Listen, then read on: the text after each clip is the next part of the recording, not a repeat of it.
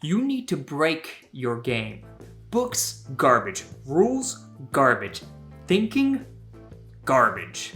Just you, me, your game, and a 20-pound sledgehammer. When I ask people what is their favorite moment that they've had in a D&D campaign, it is always some chaotic story that depicts a DM's own personal hell. But hearing these stories has taught me a very valuable lesson.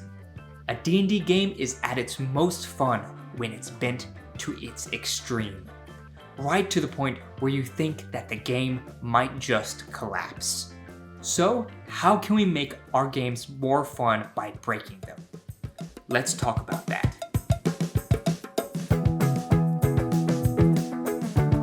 Okay, I'm not saying sabotage your own game to the point where it's an unrecognizable mess.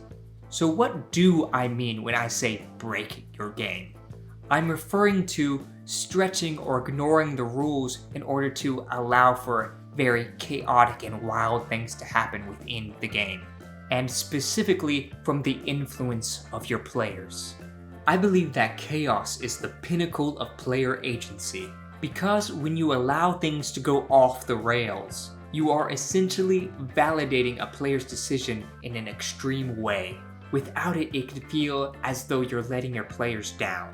For example, let's say that one of your players wants to start a bar fight at a local tavern, but instead of getting a high action-packed scene that they wanted and that they expected, all they're met with is a grumpy tavern keeper that just throws them out. It's a lackluster result from what their expectations and intentions were. You need to consider that every time that you reject a player's idea or rein things in, that you're minimizing your player's impact over your world. This effect doesn't only happen during your game, but can happen before it as well. Let's use character creation as an example. If one of your players wants to play a flame-slinging wizard but has no effective way to deal purely fire damage, then this entire character concept is locked out for them. You may say, they should just make a character that fits within the confines of the game. I poo-poo that idea. Why can't someone play a fire wizard if they want to? As a matter of fact, there are so many cool character ideas and abilities that can't be used unless you homebrew and bend the rules.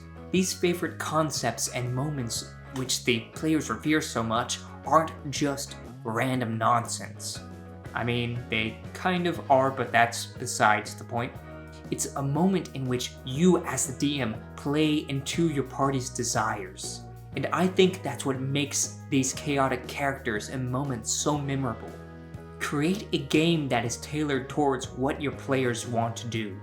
Ever since I've approached my game with this newfound philosophy, I have noticed that my players are far more engaged and excited to interact with my world. And since they interact more, they care more about the story. If you are too concerned about maintaining the integrity of your game, you will never give your players space to impact it. So go wild. Let your player play that homebrew Super Saiyan class. Or, well, maybe. I hope you enjoyed this short video about breaking your D&D game. If you ever wondered how to make a D&D campaign and world from scratch, check out this web series right here. Bye for now.